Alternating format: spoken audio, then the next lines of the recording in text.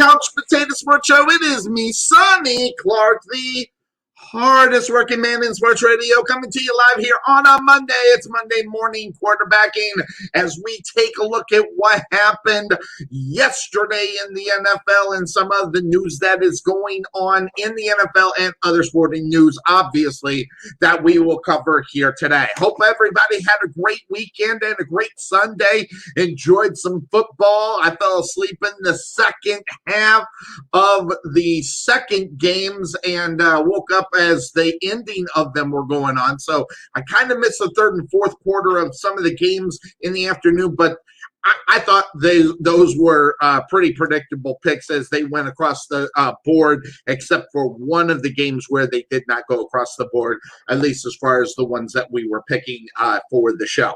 That being said, of course, that's the name of our show on Sunday. Make sure you join us on Sunday as we start off at 9 a.m. We'll take you up to kickoff to the games that happen on Sunday. We'll review Thursday's games that happened. If there is a game, there have been some crazy things that have happened regarding the NFL schedule and as far as that is concerned. So make sure you check us out there as much as you can.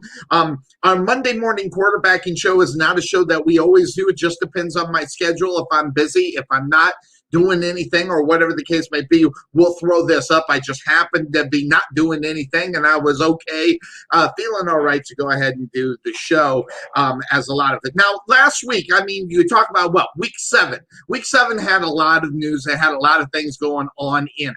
Okay, and it started Thursday night without question, okay, because you got the opportunity to see how a season is set for a football team and shows you how bad they are, and I'll show you what I'm talking about.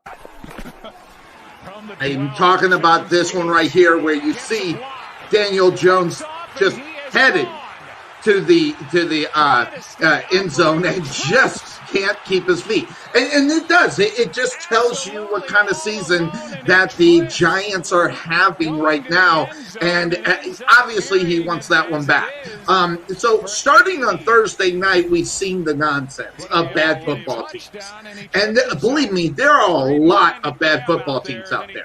A lot of them. And that being said, of course, that's the name of the show. We have Steel City Storm checking in. Thanks, my friend. We see the NFC East, or least, whatever you want to call, as far as how bad that division of football is. It's pathetic.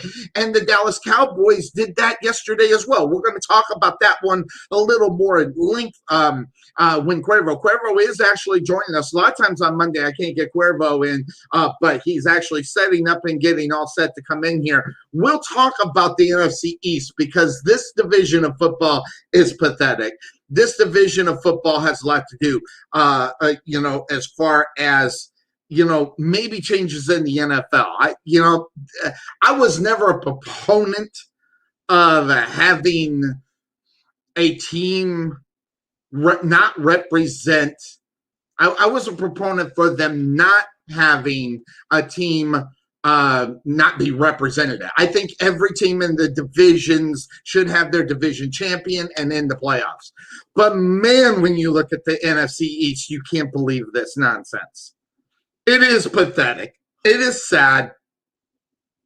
And there's no other team, no other division of football that are out there. And all you got to do really in reality is look at the standings within that division and see how many games that this division has won during the first 7 weeks of the NFL. The NFC least, get this, the team that is leading that division is the Philadelphia Eagles with 2 wins. 2 wins, 4 losses, 1 tie. They didn't win it, but they didn't lose it. Hate that. But I'm going to tell you right now, the Dallas Cowboys are lucky to be 2-4. And you want to talk about missing out on an opportunity yesterday? They completely missed yesterday. And it is utterly sad. And actually, the page that I'm looking at does not have the updated standings, but you get what I'm saying. The Dallas Cowboys are a pathetic joke And it's not like they haven't been, but with Dak, this was a football team that had the potential. Now, if Dak was quarterbacking that game yesterday, would they have won? Listen, I don't know. We can sit here and talk about it all day long. But I'm going to tell you right now, the Dallas Cowboys, did not sign up for this, right? I mean, in reality, they didn't sign up for it. They're 2-4 out on the season, and they play the 2-4-1 Philadelphia Eagles next week in Philadelphia. The Washington Redskins have 2 wins on the season. And listen, say whatever you want. They have to play the games in front of them as well. The Washington Redskins not a good football team either. They got win in week 1 and then, of course, week 7 against the Dallas Cowboys. Lots to talk about there. What's the problem? Well, I think we all know what the problem is, but Cuervo and I will take a look at that and find out what the problem is. Good to see Dennis Clark. Obviously didn't change your. By the way, I sent you the directions on how to fix your settings and Facebooks for the captions. But he's watching again, folks. We are on Facebook. We are on YouTube as well as Periscope over up on. I guess that's the Twitter one. Whatever the case may be. That being said. The results of yesterday's games, we got the big one going on tonight, as Cuervo we'll talk a little bit more because we didn't get a little time to talk about the Rams and the Bears that are going to be happening tonight, why we ended up picking the teams that we did. I picked the Rams, Cuervo obviously on the Bears as well as the boss, and Tarvin and Bryce are on the Rams. Tarvin had a real good day yesterday as he only ended up missing like 2 of the games that happened right there. So you fixed it, but this is probably bigger to see up on the screen. I'm scaring the children in his house on the big screen of the TV. So what did you think about it? Put your notes up there, get up on the Facebook, and I will put your comments up just like I put up the Steel City Storm as well as the boss, Dennis Clark. And since Cuervo is fashionably late, I know he's working on something on his computer so he sounds better. We had a little discussion about getting that straight away out there. But the games that I want to talk about is the one that I was hoping that I would be right on. The Carolina Panthers made an effort to try to get the New Orleans Saints. Now, the New Orleans Saints did not play good yesterday. Guys, and the good thing about Red Zone, there's good and bad. I'll talk about the bad a little bit later, but the good thing is we got to see this game. It was back and forth. Teddy Bridgewater, listen, I got some mad love for the guy, okay? And folks realize I understand who Teddy Bridgewater is, okay? I get it, all right? But he threw for 254 yards yesterday and 2 touchdowns, okay? A lot of times that's going to get you a victory, but Drew Brees coming off the week before that, he just kind of says, it's along the same line. It's got about 30 more yards in reality. It's 29-36 with 287 yards and 2 touchdowns as well.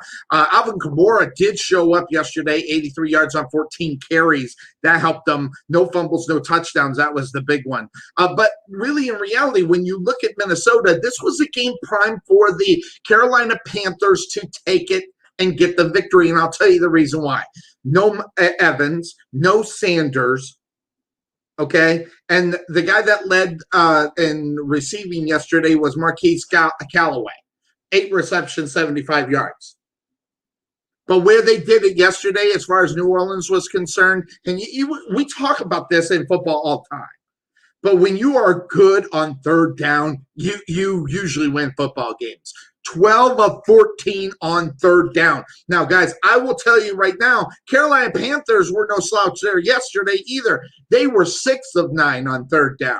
So they were both prime. Now, the mistakes happened, absolutely. And those mistakes, as far as Carolina are concerned, are one of the reasons why when you look at these, the small mental mistakes, okay? And once you get past those mental mistakes, you can be a good football team. And right now, Carolina sometimes shoots themselves in the foot. But I'm going to tell you where they are awesome. And if you don't know it, if you get an opportunity to take a look at some stats, they rush the ball really well. They had 140 yards rushing right up the middle. Okay? Positive yards every time they ran that way, by the way. They had 71 yards when they ran left, and guess what? 10 out of the 11 times they ran that, they gained positive yards. But running right, they weren't doing very well at all. But one thing that the Carolina Panthers are really, really good at, guys, okay, is really making tackles for loss. I got to check, see if this was Cuervo. Let's see if is that him. I have wired heads. I can't. Okay, very good. So let me just take a peek, see if he's in there. No, he's not quite there yet. I'm switching back and forth because I'm looking at some of my notes up on the other page.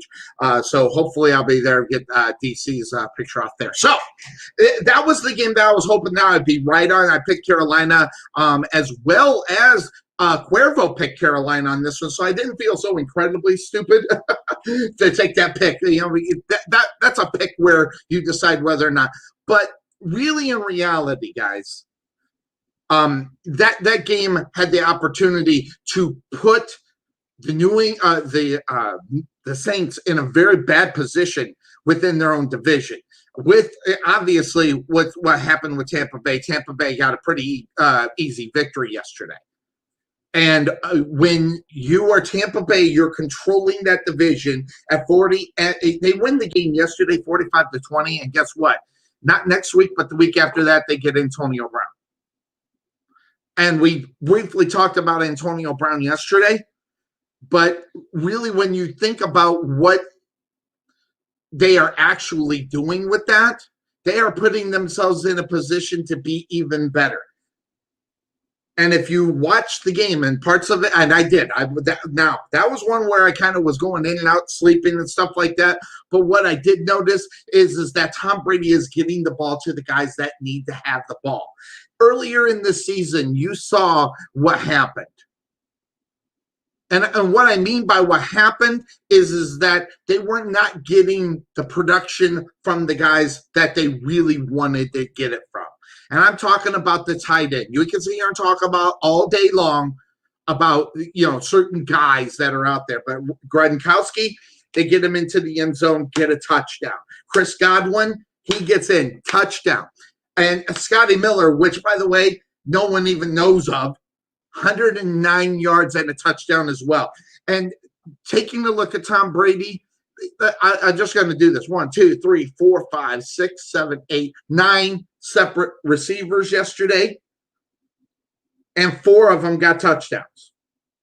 So amazing stats there for the GOAT, Tom Brady. Now, will they continue that? I don't know. But here's what I will tell you. As they try to continue doing what they're going to do, okay, which is obviously try to win the NFC South. They right now could be in a great position for them to continue that on. So that being said, of course, that's the name of our show on Sunday. Again, make sure you check it out on Sunday as we kick it off at 9 o'clock. And I even... Oh, you didn't know? Your ass better call somebody! Well, I'm calling him, and he's slowly moving into the frame. He heard his music. It's Cuervo on a Monday morning. Good morning, my friend. How you doing, man? What's up, Sonny? I'm good. How are you, my friend? You sound so much better. No offense. We had a real hard time hearing you yesterday. You sound so much better. How you doing, my man? I'm doing great. Thank you. I appreciate it. And as always, you sound phenomenal, too. Well, thank you. The hardest working man in sports radio. But that being said, I want to hop back to that Carolina game, okay? Because you and I, picked the Carolina Panthers. We damn near snuck that out on a lot of people on that one. Teddy Bridgewater played great, by the way. Some mistakes here and there, but that's what ended up costing them. But you talk about a football team that is so close. When they get McCaffrey back, Cuervo, this is going to be, and I can't believe I'm saying this, and Tarvin would love me. The Carolina Panthers are going to be a hard football team to beat because of the fact that they'll have yet another weapon for them to continue on with what they did. Because you can say whatever you want about the Carolina Panthers. Now, granted, they're not the best team in the NFL right now in the Kansas City Chiefs. They're not Tampa Bay. They got to fight them within their own damn division. But they're coming out and showing what he could have done up in Minnesota if he had the time. And I still give him 3 more weeks to figure out the actual work that they need to do before they really get primed into their schedule. Yeah, I mean, I thought Carolina played well yesterday. I think the part that they were let down by is the defense. I mean, the defense just couldn't slow down the offense of the Saints. And, maybe we're a little quick to say that Drew Brees is done and that he can't play anymore at the level that we're used to seeing him at. Yep. Because to me, I thought he looked pretty good yesterday. But you go back to the defense, what you're talking about. Was it the defense that made him look good, and that being Carolina's defense that made him look good in reality, or was he actually looking good? Because I agree with you. I wasn't necessarily writing Drew Brees off yesterday, and I still am not in reality. When they were doing all that foolishness about 3 or 4 weeks ago, talking about how, he's done and everything else, I was like, whoa, pump the brakes here. You're still talking about a Hall of Fame quarterback out there. All right, and so, you got to give the guy some credits. Yeah, I mean, it's hard to write a guy like that off with a long resume that he has. But what I would say is that I think to make the argument that his performance has declined, I think that's fair. I don't think that you can say that he's completely washed up and he's done, but to say that he is not playing at the level that he normally does, or that his ability has dropped a little bit, I think that's fair. I'm going to be interested to see, because it sounds like Michael Thomas is beat up again. Yep. So I don't know. And rumors that he might be on the trading block as well, because he's getting the reputation of not being a good teammate right now.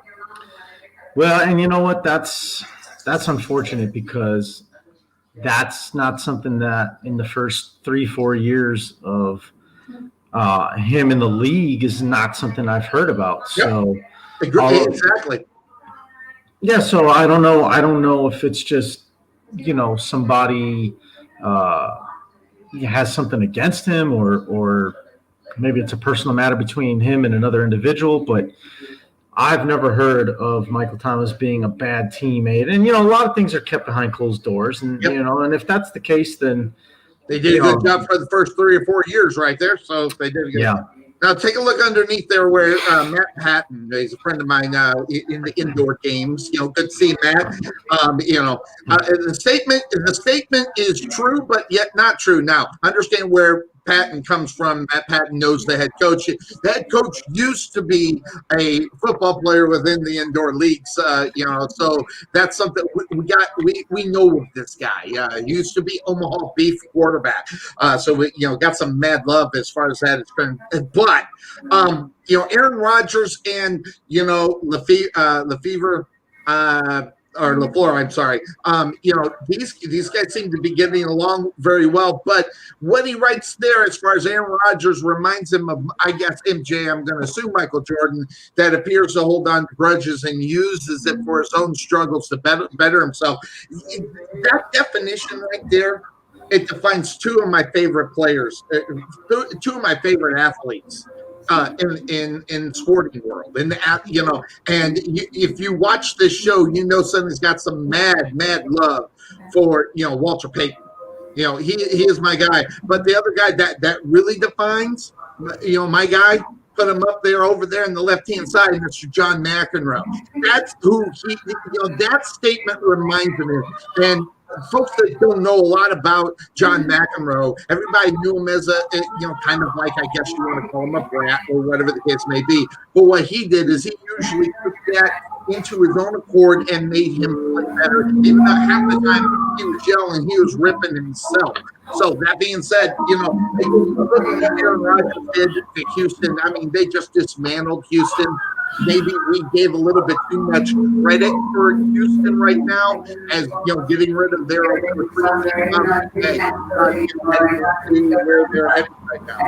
Yeah, well, I mean, both of us picked Green Bay to win that game, so I don't think we necessarily dismissed the Packers or that we, that we're giving Houston too much credit, but. That comment from the boss is going to Aaron Rodgers. So that part I know. Being the Bear fan that he is, but Aaron Rodgers right now. Listen, he can be arrogant all he wants. I'll tell you right now, when you play as well as that guy does, you have a right. And listen, LaFleur had coming in is not going to tell Aaron Rodgers how to be an NFL quarterback. It was just a matter of how they were going to coexist to where they are, and they made it work. So right now, Green Bay's looking really good, especially within your division of football. And talk about putting some pressure on your Chicago Bears here tonight. Well, yeah. I mean, we both expected Green Bay to win that game. We mentioned it yesterday that the pressure's back on the Bears to win tonight. Because if they don't, then it was nice being in first place for 1 week at least. So, yeah, nice, right? Yeah, it felt nice for 1 week, but I mean, I don't know, arrogant. I think of another athlete when I think of arrogance, but it's not Aaron Rodgers. I think more of we try to keep this PG rated on this show, so we'll just leave it at that. But I'm going to take it up to PG. We'll hang on R. I don't,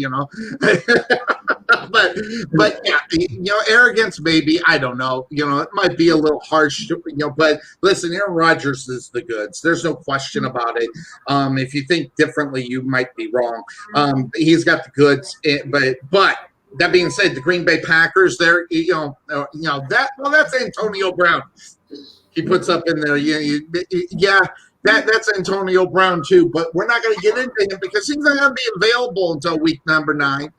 So getting into Antonio Brown right now, not necessarily a thing that we want to do. That being said, I do want to hop into some of the things. I kind of gave you. Normally we don't talk before we come on air, but I can kind of give you an idea of which direction that we were going to go. And I got to give some mad props to Red Zone, and then I got to rip them a little bit. I love Red Zone, and I kind of completely like Red Zone. But one thing about Red Zone that you don't get, okay, and yesterday it showed, because really until the games were over and I had an opportunity to see what ended up happening, that Andy Dalton hit yesterday, they watched it a little bit and covered a little bit, but what you don't see with the Red Zone is what happens after the play, because they'll go directly to another game, what's going on at that point.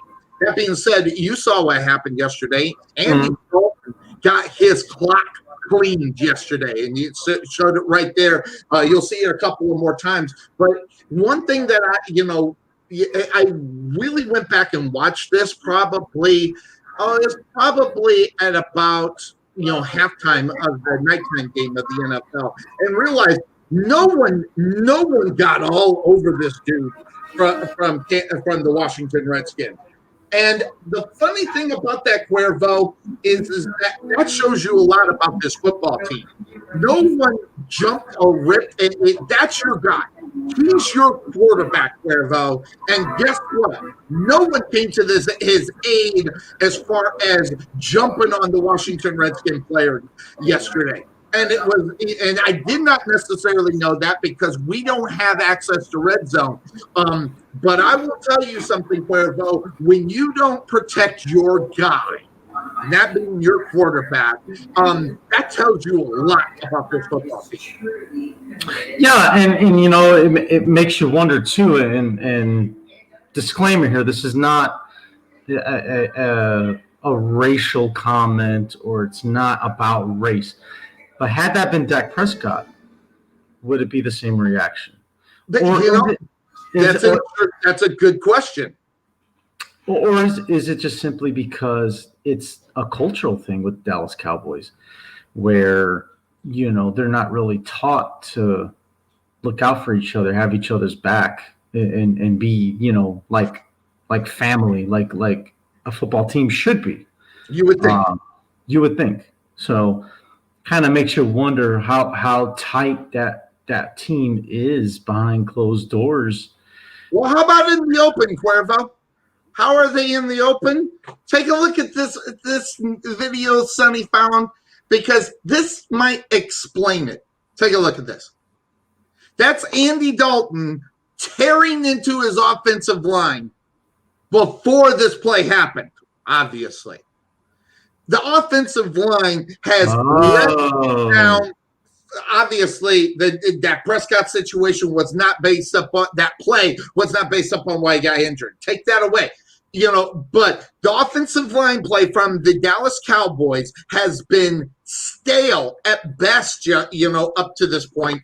And Dalton was letting them have it. So while he was letting them have it, he gets nailed out on the football field. Only one guy checks on him, but no one decides to go after the guy that puts it. Listen, I've been watching the NFL for years and years and years. I'm going to tell you right now, if that happened to Joe Montana, if that happened to Aaron Rodgers, if that happened to someone was going to get their ass thrown out of the game just to make sure that they knew what was going on. That means you don't screw with our guy. And the Dallas Cowboys just walked away from this. And it's actually pretty, you think about it, it's another statement about,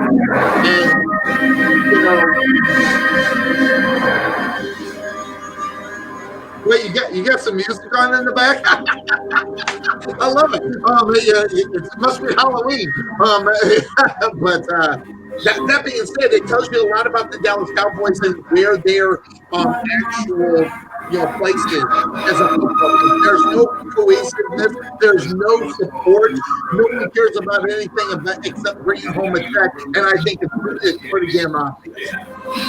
Yeah, I mean, I think. See, I thought you were going to go a different route with that. To be honest with you, I thought what the message was going to be was that these linemen, because Andy Dalton was ripping into them, that it hurt their little feelings. And then when Dalton got hurt the way they did, that I have a habit of making that observation.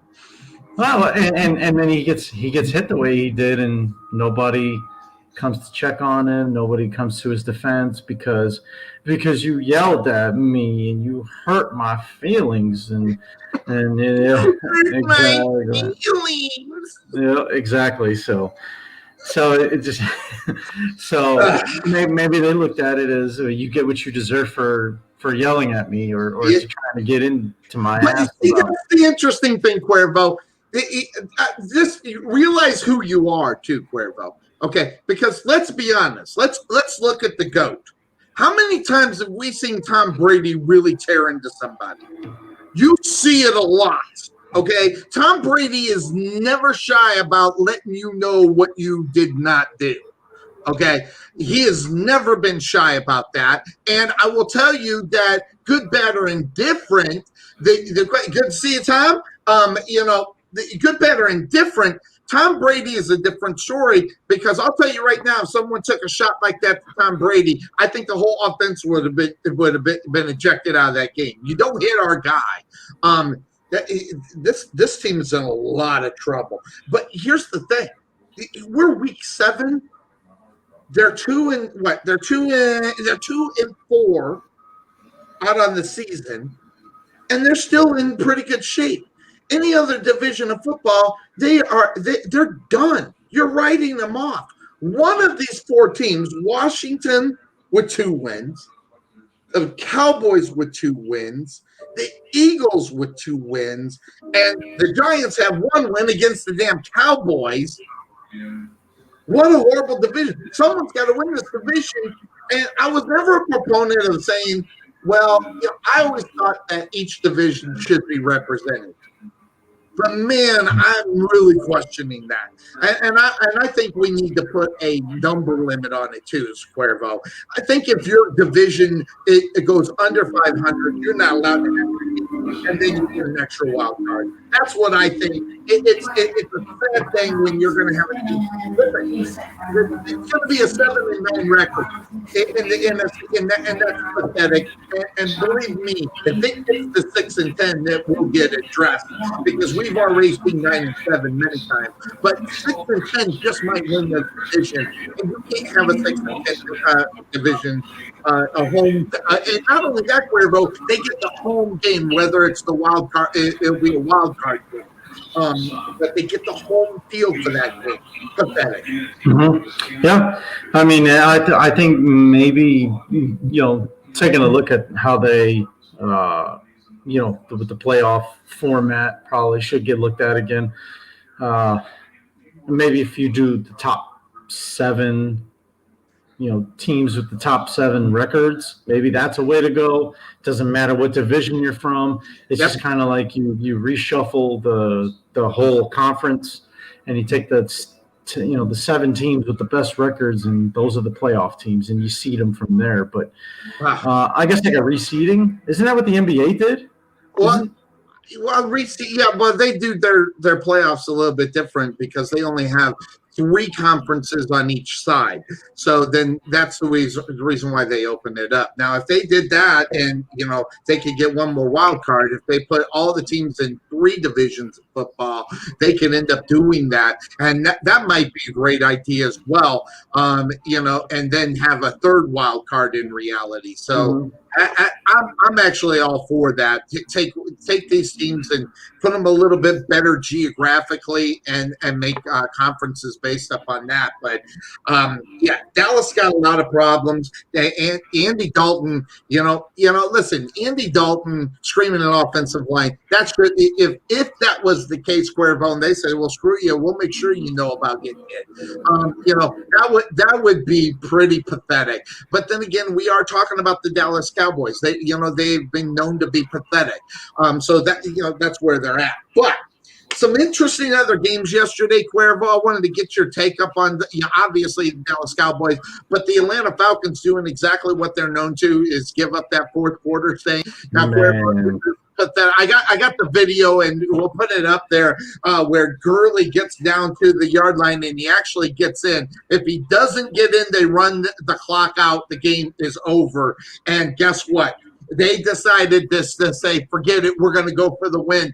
And at the same time, as you see Matthew Stafford, make connections after connection, playing a prevent defense, which is what they always say, prevent you from winning the game. And that's what ends up happening here. But a couple of things about that, 2 things in reality, as you're watching the plays that are going on that put the Lions in the position to win this game. Some good plays down the field, as you just seen there. But guess what? First of all, they find that the guy, the tight end, TJ Hollingsworth, right in there, perfect, right in the breadbasket. And Cuervo, think about this as far as where the Lions are. They just saved Matt Patricia's job because they actually get in for the touchdown and kick the extra point.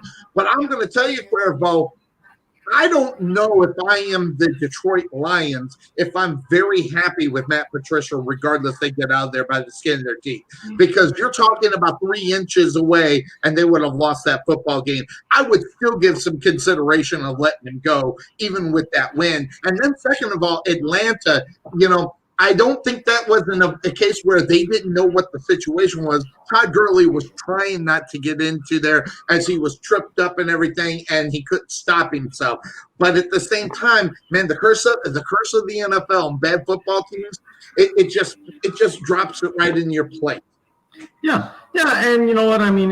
I don't want to even call it a mental mistake by Todd Gurley. It's just he was trying not to get in. You could tell.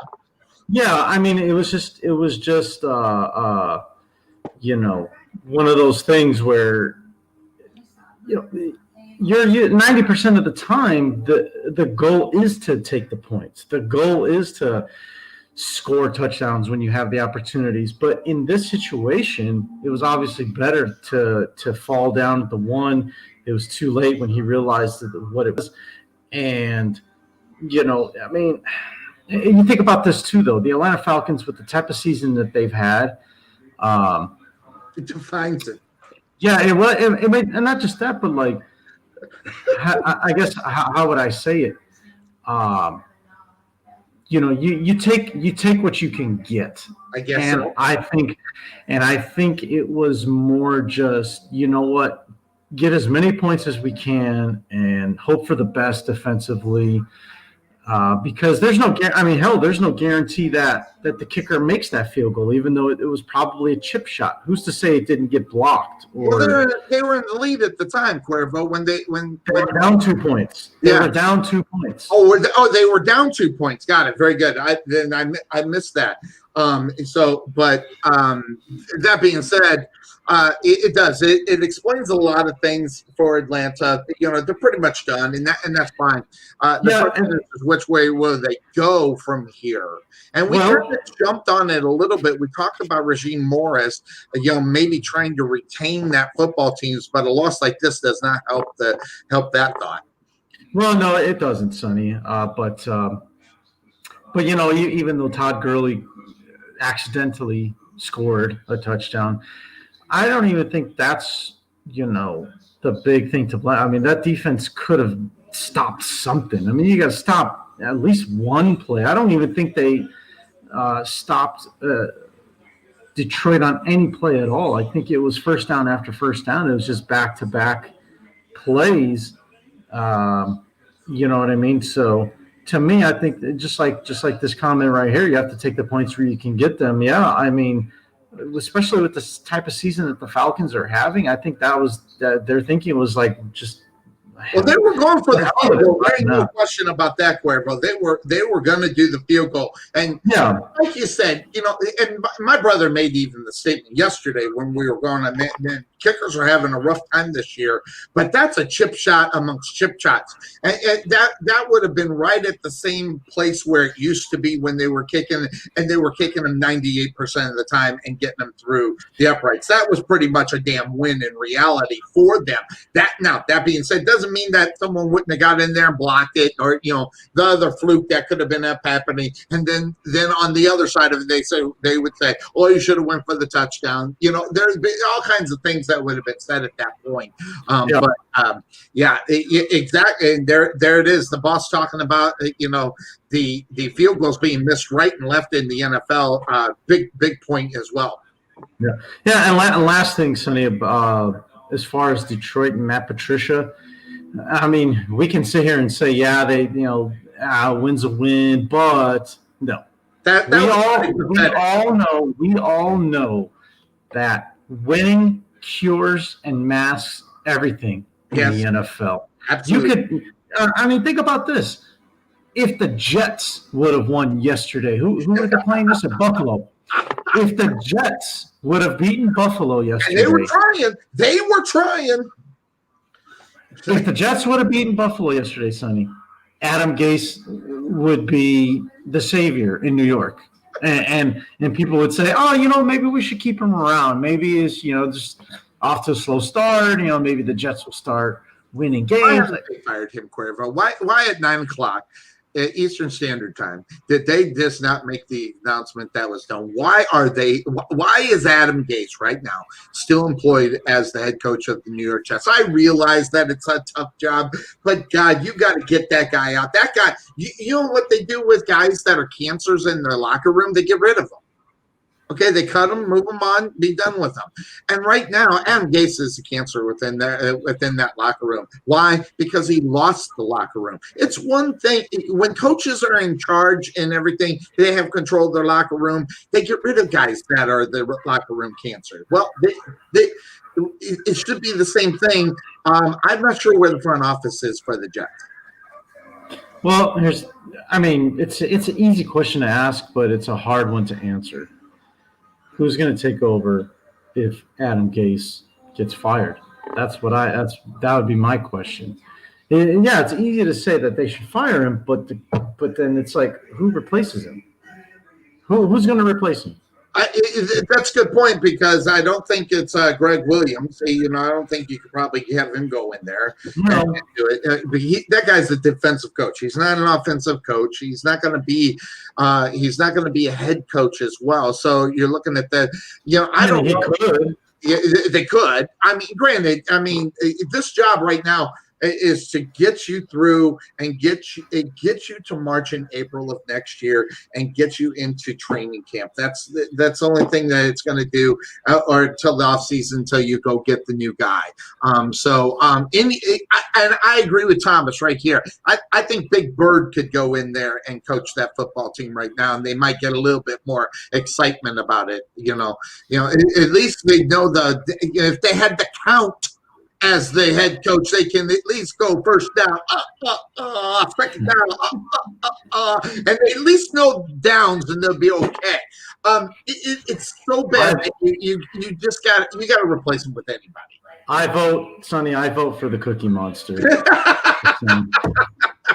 Going in and tearing up everybody. Oscar the Grouch. Yeah, there you go. Oh God. Well, he is green, so there you go. There you go. That being said, it's a bad situation as far as the Jets are concerned, but Atlanta are really bad. But guess what? We talked about it. There's a football team that is winning despite their quarterback. And Cuervo, it's sad, and you see it right here up on the screen. And Odell Beckham Jr., it gets hurt, but there's the play that wins the game for the Browns yesterday. And not only that, the interception that happened earlier in the game, actually, I think it was the first quarter or early second, what ended up happening is now you don't have Odell Beckham Jr. on your football team for a while. I'm not sure of the severity of the injury, but then again, my question, Sonny. My question is not about football. It's about mentality. Does he even care? Sonny, go ahead and hit the button, please. I've got news on that. Wait. Oh, so is it breaking news? Breaking news here on the Couch Potato Sports Show. Thanks to Cuervo for the update. What do you got? Well, Sonny, it's not good if you're a Browns fan or you're an Odell Beckham Jr. fan. As we see in the comment here, OBJ's done for the year, Sonny. It was about an hour or two ago that I saw the message come out. Odell Beckham Jr. has a torn ACL. There it is. He's done. And done. So I guess then my question's irrelevant. It doesn't even matter if he wanted to be in there or not. He can't be in there. But at the same time, the Browns get the victory, but they're still winning football games. And listen, they're doing it despite their quarterback. I hate the guy. I can't stand him. He's just horrible. I don't even want to call that pass clutch, Cuervo. I don't even want to call that pass clutch because if that defense turned around, that wasn't a catch. If the defense was playing properly, that would not have been a catch. So I have a hard time giving it to them. But you can't argue the record. You can't argue where they are. Listen, they're fighting for the AFC North. Steelers get the win yesterday, which, by the way, congratulations to the Steelers. That was a good. That was a good quality game for them. But the Browns and the Bengals put on a great show. We talked about it. They were on Red Zone all day long. But, part of it is they don't have a running game. As Thomas Whitney is letting us know, they don't have much of a running game. So they got to depend upon this Johnny Manziel type of guy. Yeah, I just said it. I because that's who he reminds me of, but he stayed longer. But interestingly enough, I've been reading the little quotes all over. Remember, after this year, it's going to be his 5th year. Okay. After this year, they got to pick up an option. There's another guy that is on his 4th year, and whether or not they'll get the option in New York as far as the Jets. So another landing place for Sam Darnold. could be right there in Cleveland as well. Listen, Sam Darnold, I think, is a victim of being on a bad football team. Listen, he needs a lot of work. Don't get me wrong. He's not Mr. Perfection or anything. But I don't know if I put Sam Darnold up against Baker Mayfield. I don't know who would end up winning that. But all I know is that a lot of people, and I think ownership, are done with Baker. But if Baker Mayfield finds a way to get the Cleveland Browns to the playoffs, this guy's going to get a 5th-year renew on the option. Yeah, I mean, and I thought I'd never say this, but I wish I would have started Baker Mayfield on my fantasy team yesterday. Yeah, he had some big yards yesterday. Well, and not just that, but he had 5 touchdown passes. 5. Yeah, but he had an what? Did he have 2 interceptions in that one? I think it was just one. He one. had one because that's the one Odell Beckham got hurt on. But so you would have had to subtract a couple points for the interception. But I get what you're saying. You have him on your fantasy league?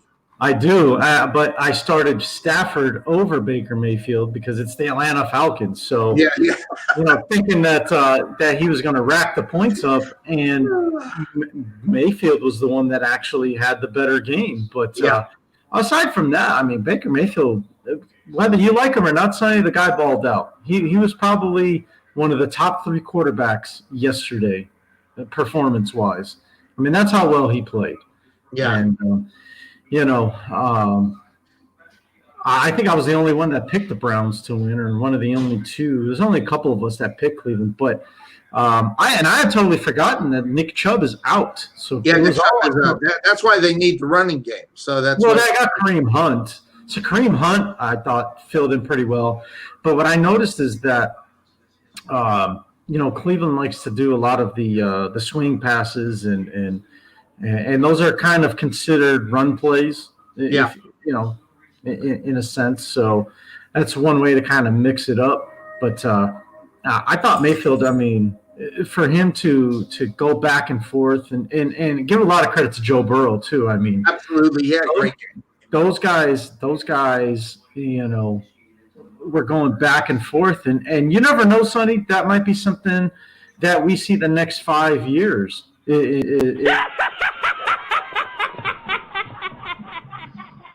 Listen, I don't know if you're going to get 5 years of that. All you want, laugh all you want.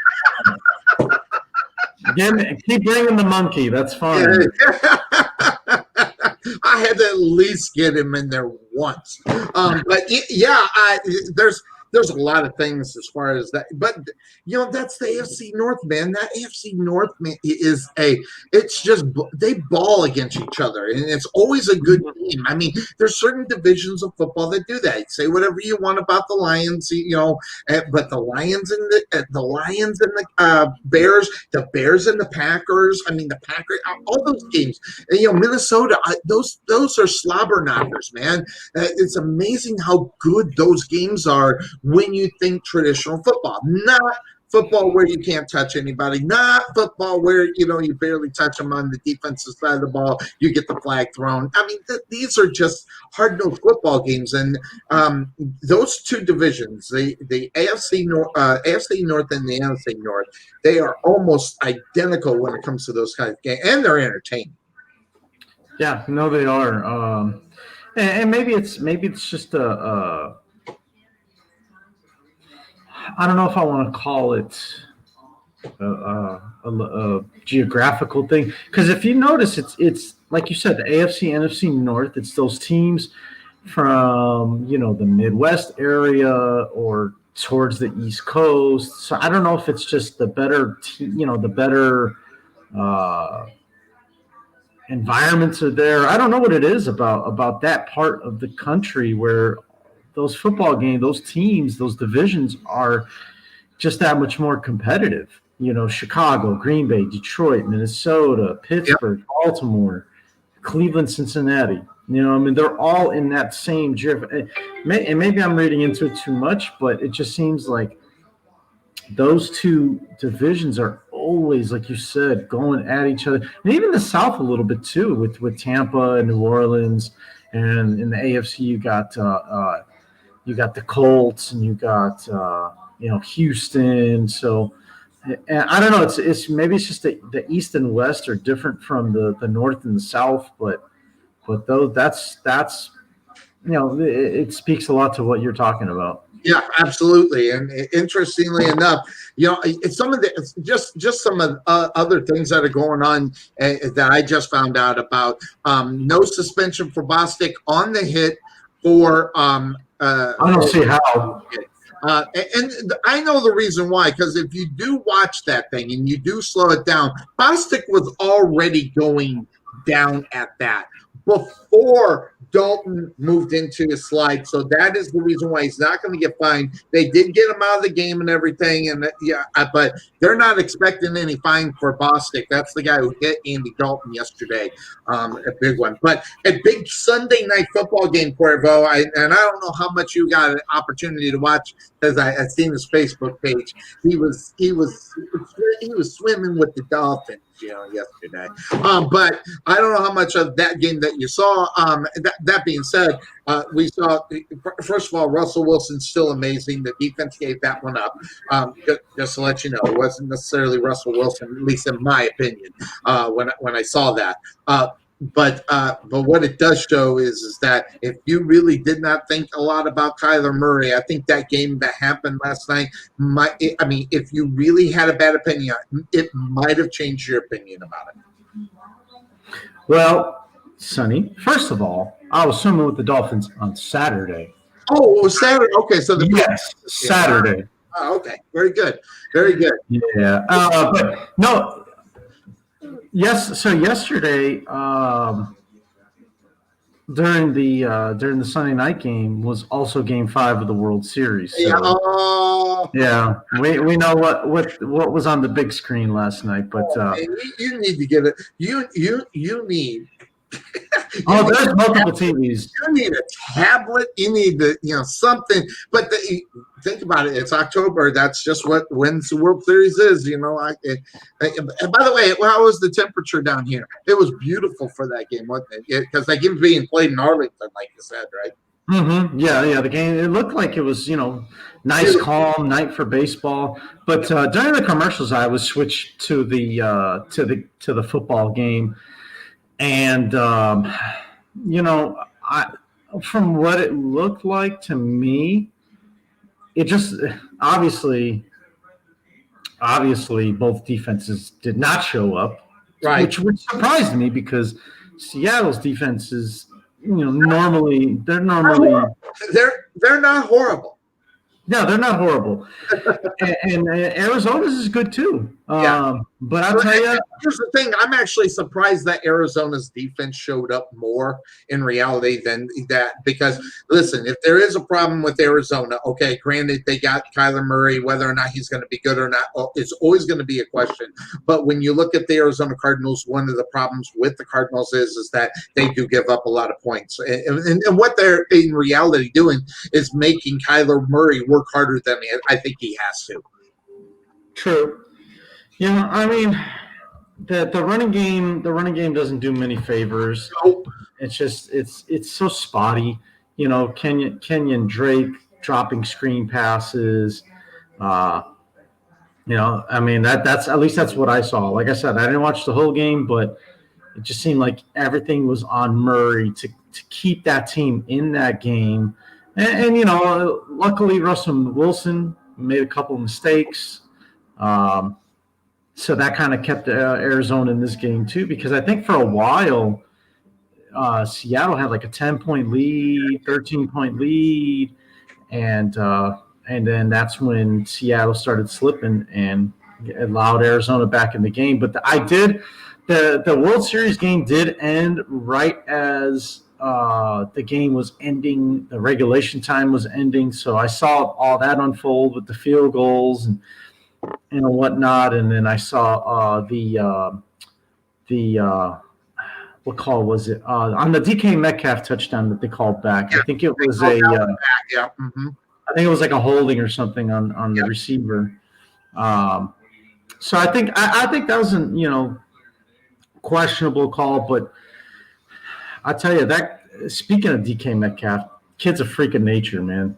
Yes, he just looks so much faster than everybody else. I mean, the way he ran that play on that interception, the way he ran the safety down, Buda Baker. Yes. I thought that was going to be the play that won them the game. But obviously it turns out that they lost the game. But I think that plays like that is what's going to make him a star. In this league, if he continues to play the way he does and make plays like that, Seattle's not going to need to add a whole lot more at the wide receiver position, because I know that they were looking at Antonio Brown. They decided to not go that route, and from what I see, they don't need to. I mean, DK Metcalf, Tyler Lockett, those guys fit so good into what Seattle does and the system that they run. To me, I don't really think adding another receiver would just be a luxury, Sonny. They don't really need to do that at this moment. I agree with you. Tonight, Monday Night Football, your Chicago Bears. We didn't get a lot of time to talk about the Rams and the Bears as the Bears go over to Southern California to play under the lights there in Los Angeles. You going to the game? I wish. I don't think anyone's allowed in the stadium here in California. I was cheesing you, but no one's allowed in there. But that being the case, you think about what's going on as far as the Rams. The last week, it was a bad loss. I think it was, at least in my opinion, the Rams. They took the loss last week, didn't they, Cuervo? There it is. Yes. Yeah, they lost to the Niners. That's right, to the 49ers. So but that game was in San Francisco, but it came down to it. But tonight, at 7:15 my time, 5:15, we'll know where Cuervo will be. Your first place Bears on right now. You think about where they are. Working, trying to get with Green Bay, staying with them, and then, by the way, you should be thanking Tom Brady for that victory a couple of weeks back with the Green Bay Packers, because that's why your Bears are in the situation where they're at right now, if you think about it. So you think about it, the defense has been the biggest key to success in reality. I saw a stat. Let me see here. Here it is. 14 quarterback hits, 15.5 tackles for loss, and 11 pass deflections and 4 takeaways. So, Cuervo, your Bears are looking good. So, what are they? I think they got to continue on with the same thing that they're doing right now. Yeah, the only thing I would say is I like to see a little more turnover on the defense. Kind of like how you were saying yesterday about Buddy Ryan and his goal for his defense was always, 6 points per game, right? Me as a fan, I'd like to see the defense have 2 turnovers per game. Okay. If they can get 2 turnovers per game, then I think defense did their job. Now, whether they convert into points, if the opportunity's there, yeah, of course. But I think if you get the turnovers to give the ball back to the offense, and then it's their job to get the points. That's exactly what offenses do. So that's what I'd like to see. I'd like to see, them turn the ball over some more. I think that's the only thing that the Bears are really lacking right now. I think they stop other offenses pretty good. There's lapses every now and then, and they allow big runs like they did against Tampa, and I think there were a couple of big pass plays that Carolina got on them last week. So it's going to be interesting to see. I want to see how Kyle Fuller does against Cooper Kupp. Does he kind of lock him up and right. take that option away? But then you still got Robert Woods you got to worry about. And I think that's the guy that the Bears need to be careful on. I don't think Cooper Kupp's going to be the problem. I think it's going to be Robert Woods. And I say that because I think that's going to be the assignment for the rookie Jalen Johnson from Utah. And I'll be honest, Sonny, I'm not overly impressed by Jalen Johnson so far. He's shown a flash here and there, right, of how well, or how good he can be. But obviously, as a rookie, he's got a lot to learn still. And I think that could be an advantage for the Rams. So Jalen Johnson's going to have to really study what Robert Woods' strengths and weaknesses are. And that's on Chuck Pagano, too, to kind of guide him in the right direction. But that's the guy that I'm going to be keeping my eye on is Robert Woods for the Rams. I kind of made mention of it yesterday. I think this game is going to be really more important to the Rams in reality than the Bears. You think about it. Now, that being said, you look at where the Rams are. They are 4-2 out on the season. And yes, guys, I do realize where the victories came from. Don't get me wrong. I know they played and got the victory against Washington. Completely understand it. Okay.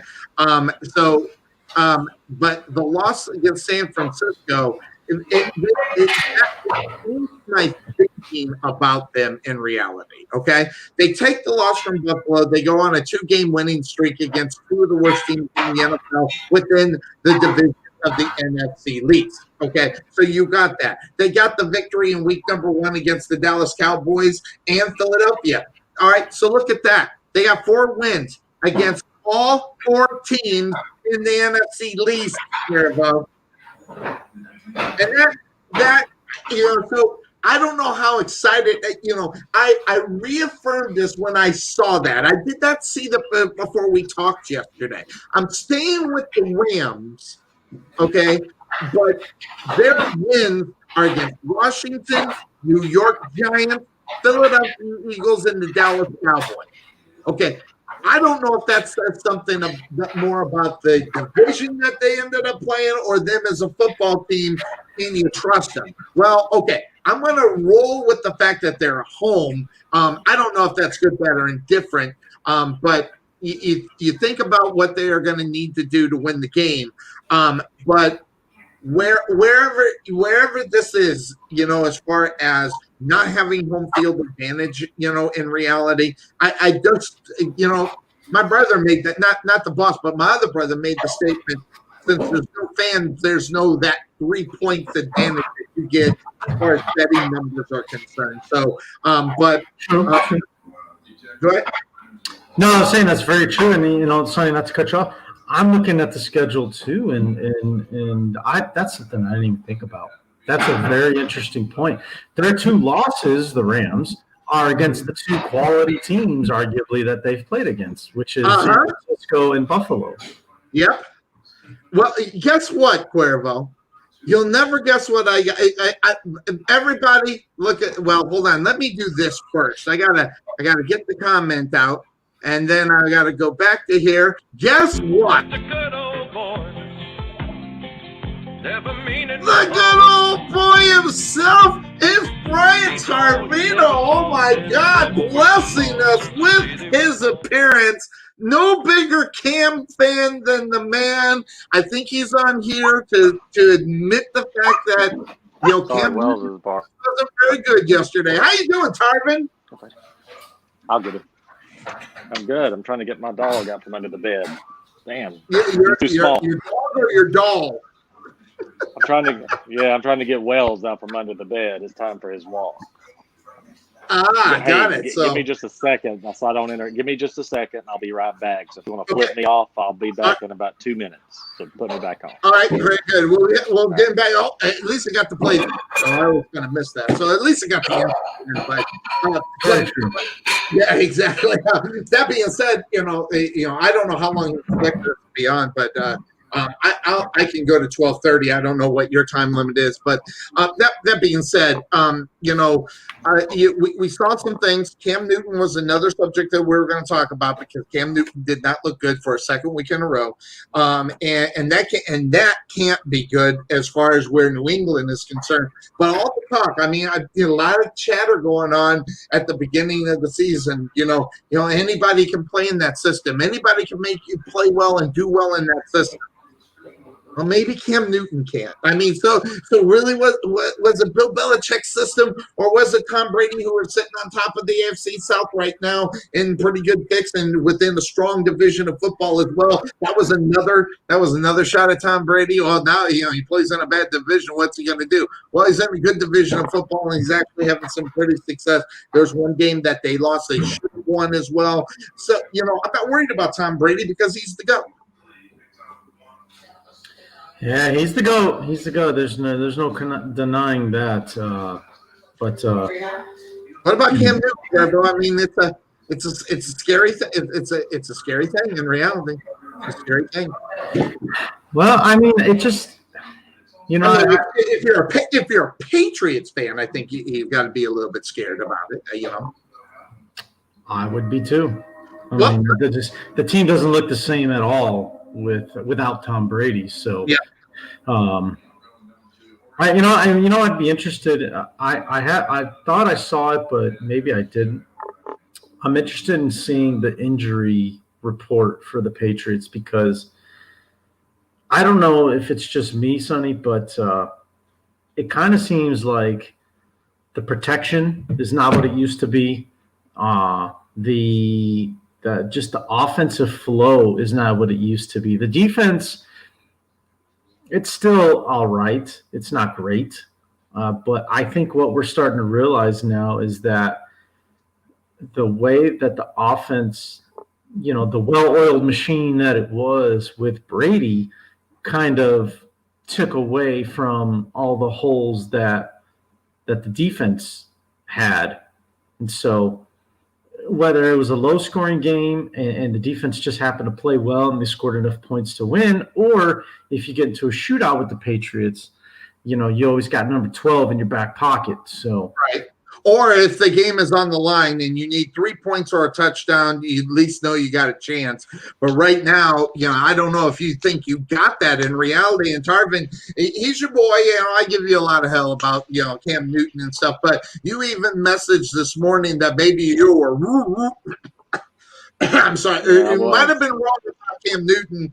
What do you think about what you're seeing in Cam Newton in New England right now? Look, I'm going to tell you this. I love Cam for what he did at Auburn. I think he started out, he had a great career going, but I think his body's age caught up with him. He looks like a 45-year-old quarterback right now. I'm telling you, like when I watch him throw, when I watch him move, he still has moments where he can be great. I mean, yes, moments. He can't take over a game anymore. Mm-hmm. And I think the Cam that I used to love is no more. So I'll go back to the 2010 Auburn season and rewatch that Cam from time to time. But right now, Cam is done. And that's just what I think. When I watch his body, you can't make your body younger. And I think the hits have added up. I think it's mental and physical now. And I think he's just one of those guys that burn out just too fast. I think I'm with you when I think about that. Yesterday I kind of made mention of it. I tried, Marvin, just so that you know, and I know you didn't watch the show or the whole show. I tried to put the blame on the New England Patriots defense. I really tried, but they still only allowed a team to score 18 points. You've got to win football games when your defense keeps the other team at 18 points. You just got to you got to be able to score at least 20 points to win a football game. Yeah, he just makes some bad decisions now. And then, like yesterday, he had a 3rd and 4, and he threw it 10 yards in front of the receiver. And I'm like, damn, like it's just Tom Brady. They're so used to seeing Tom Brady make all these throws. Is that music you or is it me? No, it's Cuervo's music. He's got Halloween music on. Okay, I was like, So he's just blocking me out is what he's doing. No, I can hear you perfect. So at least you're coming over it anyway. but that's just what I see is like I just see those little. He doesn't have time to throw. First of all, Right.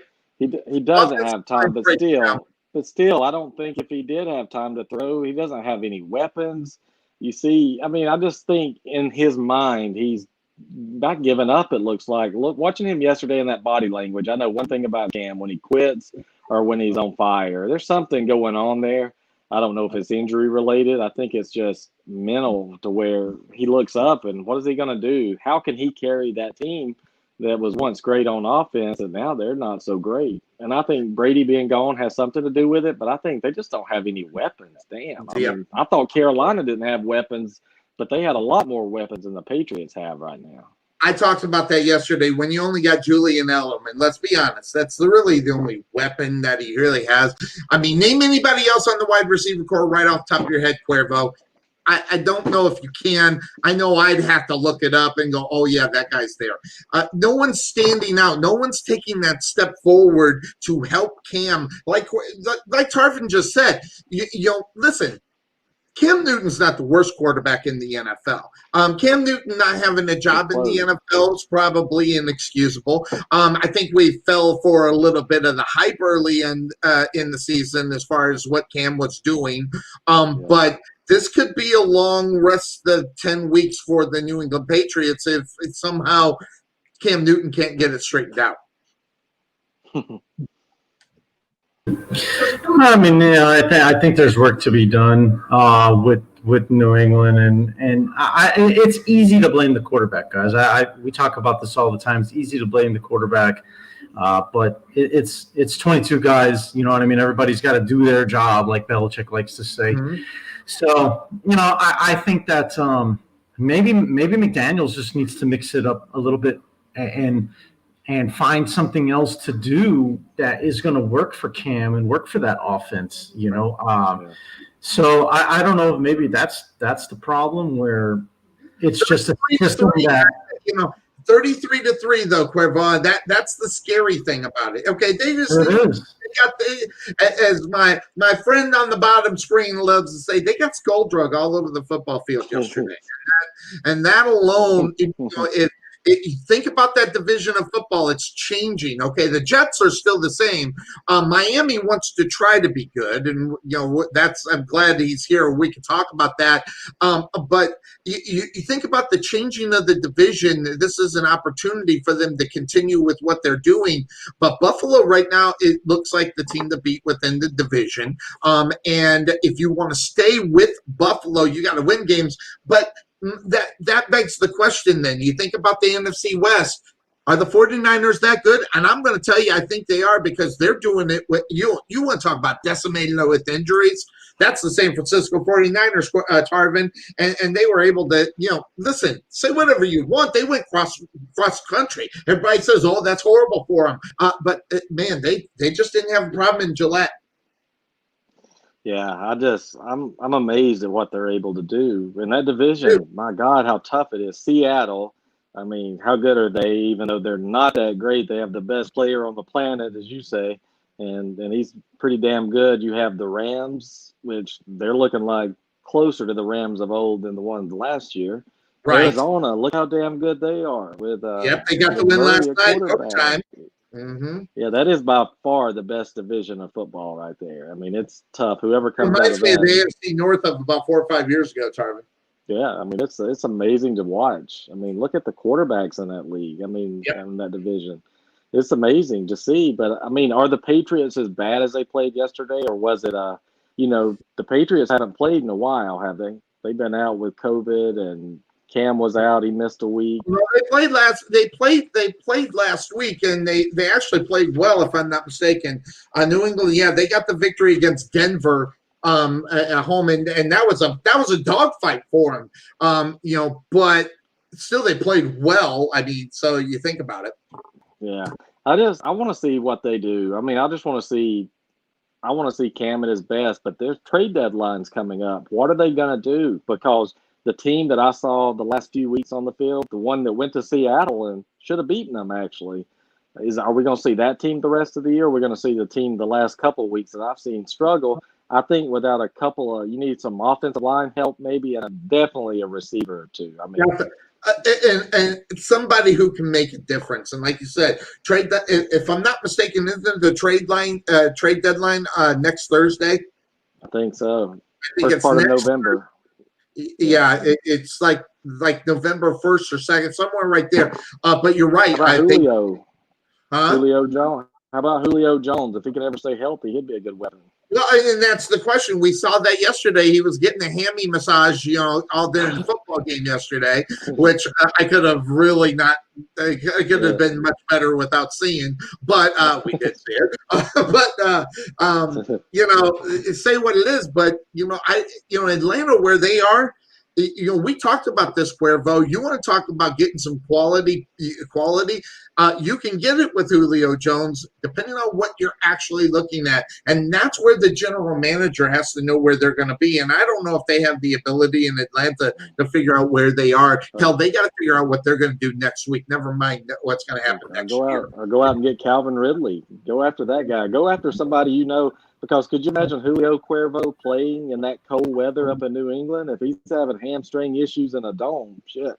He's going to have some real hamstring issues when it's 0 degrees and snow coming down everywhere. And that's another thing about Cam. He's not built for that weather. I'm telling you, he's not a up north guy. His game's going to continue to get worse. And it's not even getting cold yet. You're right. It's not even getting cold yet. It's gonna in a couple of weeks.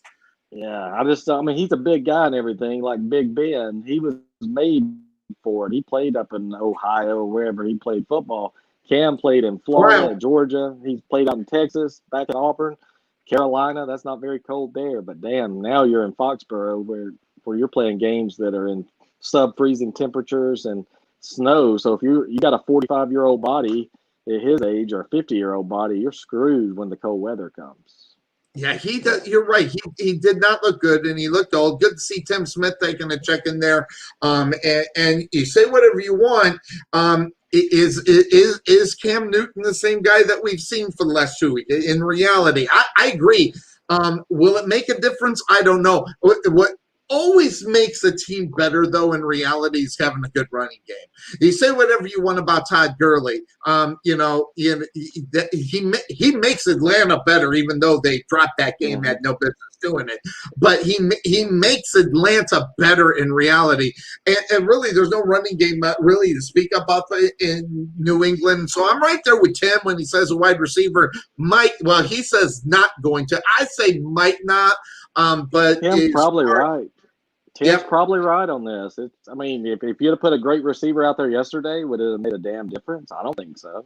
Well, what about his backup, Cuervo or Tarvin? You know about his backup, obviously coming out of he's a guy out of Auburn, right? One of your boys.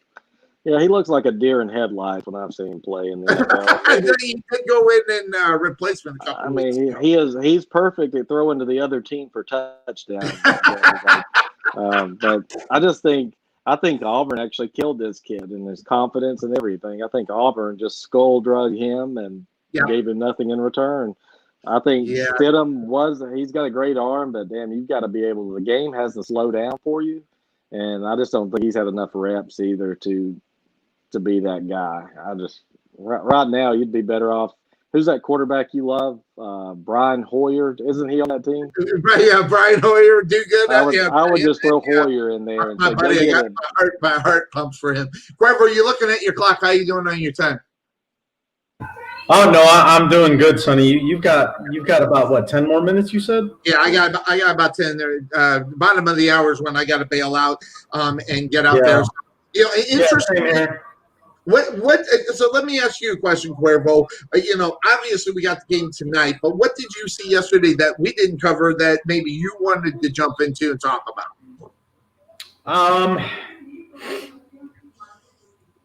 I would probably say we started to get into it because I wanted to talk about the 49ers a little bit.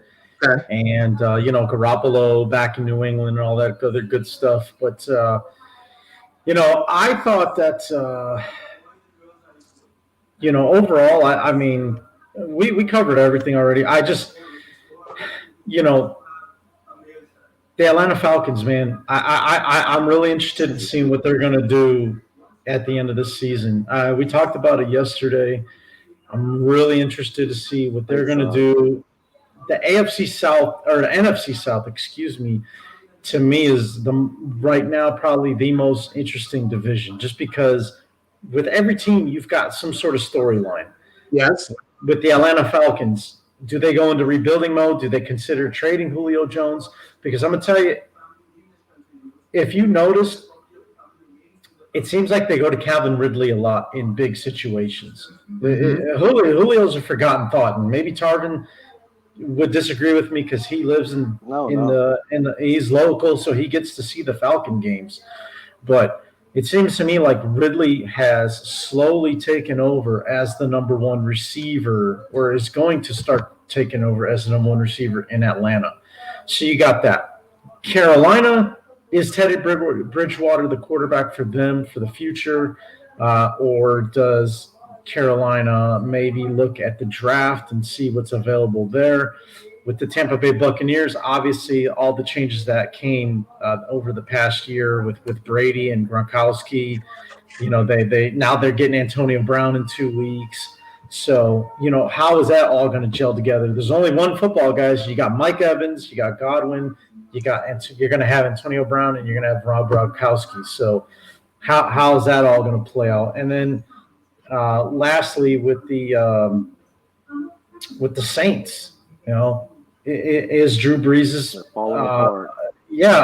is he declining as a quarterback? Is it time to bring in Jameis Winston or Taysom Hill, or what's the next move for Sean Payton? What's he going to do next? So to me, I look at the NFC South, and I look at all those teams and all the changes that are going to be coming in that division, right? And I think it's going to shape the NFC a lot. And so, one thing I think, you go back to Atlanta, talk about Julio Jones. I got news for you. Calvin Ridley, can he be the number one? We've talked about guys having to take the step up. And the classic example is that Juju Schuster has not been able to step up to that number one spot. Would he be able to do it? But I'll tell you one thing about, Julio Jones. If you sleep on this guy, so maybe there's a reason why he's playing. I always wonder if injuries or being hurt, they get more when you're losing. And I know Tom McManus, our guy that comes out of Jacksonville, linebacker for the Jacksonville Jaguars. We have on our show every once in a while. He completely disagrees with me, and I think I'm right. I think that when your team is so bad, so when you have an injury, are you really injured or are you hurt? And does the hurt magnify more when you're losing? I think it does. And it just changes your whole outset on your football team if you're not winning in reality. Or halfway decent, Tarvin. I don't know. What do you think? Yeah, I do think you give into that pain a little bit more if you have a little aggravating, nagging injury when you're losing, because you're like, well, shit, what am I playing for? What am I going to gain if I get hurt and means nothing? I think Julio Jones is getting traded. I think business gets in the way. I'm wrong about that. They also got to look out for what they're going to do in the next said about years. Julio earlier. I don't think he's disappeared. I think he's being double teamed. So we have him there. We got a little freeze on Tarvin, so not necessarily sure. Yeah, he went into freeze mode. I'm not sure if we're going to get him back. We'll try to bring him back here. Oh, there he is. I see him blinking. Now he kind of froze there for you, and now there he is. And now. You were at whether or not that he's disappearing or not. Okay, and so he finally lost him. He went out. But I think if you don't give, this might be the ticket. Like you said, Julio might, could he be on the trading block? Could there be a reason why? And could it be Matt Ryan? Maybe he's sick and tired of that. In the same thing, But listen, Calvin Ridley's going off like he's the number one wide receiver. So listen, do you think Matt Ryan doesn't want to throw the ball to Julio Jones? I don't think that's it. I think there is an injury problem. I think that, I mean, if he's not looking at Julio Jones number one, then he's completely crazy. But the fact that you got a number two that's Calvin Ridley, it's a great insurance policy. But I don't know if I want it all to be on just Calvin Ridley. I don't know how much he'd be able to handle that pressure. Sonny, I think he'd be fine. The Calvin Ridley's going to be fine. I mean, this is going to sound so cliche, but it's the reality of it. Calvin Ridley played for the Alabama Crimson Tide. You don't think he knows what it's like to play in big-time games, big-time situations? I mean, he went through, 3-4 years of that. You know, playing for national championships, playing in big bowl games, playing at the Iron Bowl every year against Tarvin's Auburn Tigers. So, you know, it just the one play when it comes to that rivalry. Just real quick, a little off topic. When it comes to the Iron Bowl, and when you get guys from Auburn and Alabama, from those two schools. To me, I think that's the best rivalry in college football. That's just my opinion. Aside from Army, Navy, that's the military in me talking. But, you know, but that 99-yard touchdown pass from A.J. McCarron to Amari Cooper, that play sticks out in my head all the time when I think about that rivalry. And to get that playoff like that, in such a big game in a big situation, to me, that, I mean, and that's why I always thought A.J. McCarron was going to be a good quarterback in the league. Right. And maybe he hasn't gotten the opportunity. I know we both did, by the way. We had some mad love for A.J. McCarron. And that's why I knew Amari Cooper was going to be a good wide receiver in the league. And, you know, granted, I mean, bless his heart, he's on the Dallas Cowboys, but, you know, it's beside the point. But you know, I mean, so you got that play, and then obviously the one year that Bama misses the field goal, and the guy runs it back 108 yards for the touchdown. Amazing how there were no flags on that. I mean, come on, no blocks in the backs ever, right? This is total BS. Yeah, and I'm telling you right now, that's exactly what that was. It's so much so. This is total BS. It was total BS. It was the worst call, and I'm gonna stand on it. Listen, I'm gonna stand on it. I'm gonna go. Can we talk? That was the worst. That was the worst non-official part in football. I'm gonna say it, in college football history. That was the worst non-flag thrown play in college football history. Yeah, and he can laugh all he wants. And I'm going to tell you right now, it was horrible. You know what it looked like? It looked like what they do at the end of a practice. We're talking about practice, not a game. I knew I shouldn't have said practice, but we're talking about practice. Yes, but that's what it looked like. Cuervo, it looked like the end of the practice. You know, just getting off the football field. It was just horrible. You're going to get Tarvin back on the show real fast if you keep saying what you're saying. And he's not going to be happy. He's not going to be happy. I might even get a couple of messages from him. You know, you probably will. But the worst college football play ever. It was great to watch. Don't get me wrong. It was great to watch.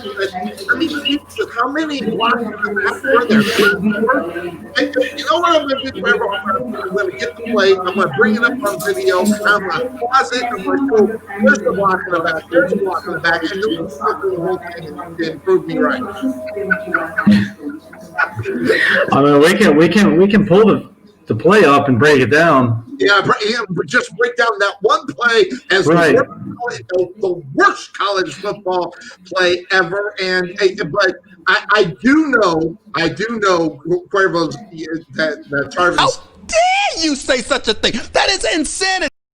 Yeah, and I know that he's thinking, or the other one. Blasphemy! The blasphemy! I'm getting one of the two from him. Blasphemy. But it is what it is. Well, geez, it's been an hour and a half. Hell, we could go on forever. But your Bears tonight, let's see here. The picks, only 2 are on the Bears. Only 2 are on the Bears. That would be yourself and the boss. As what it is. But by the way, just to let you know, Tarvin ripped the meat from the bones yesterday. So some people say we should count him. Listen, he still put up the fact that he had a couple of stuff there that we're going to lose. And when I looked at the schedule, I kind of figured he would take kind of right on. So I don't question Tarvin at all. So he had a good week, except for the fact that he didn't take Thursday's game. So that's really matters. So that being said, of course, that's the name of our show on Sunday. That's when we're back on, unless something happens big. And depending on how the schedule works out, maybe Cuervo and I get on and make more noise. But it's been a fun hour and a half on Monday. We were Monday morning quarterbacking. We should have probably called it Monday morning brunch. Is probably what we should have done. But it's early enough for you. Yeah, early enough for you to have breakfast. So I hope you have a good one. We'll catch you on Sunday. Anything else before we're out of here? No, Sonny. I mean, we covered everything. I mean, there were some good games. There was some good games yesterday. Exciting. Which I will pat myself on the back. Yeah, hold on. I know which one you're talking about. Hold on. Washington. Yeah, the Washington Redskin one. Only one. Hang on. And I was so close to going with you. I should have pulled the trigger like you did with me in Carolina. Boom. So that's going to do it for us on the Couch Potato Sports Show. It's Monday morning quarterbacking week. Whenever we don't have anything to do on a Monday, so that's going to take care of it. Everybody has a great week. Football, and we'll talk to everybody Sunday morning. Everybody.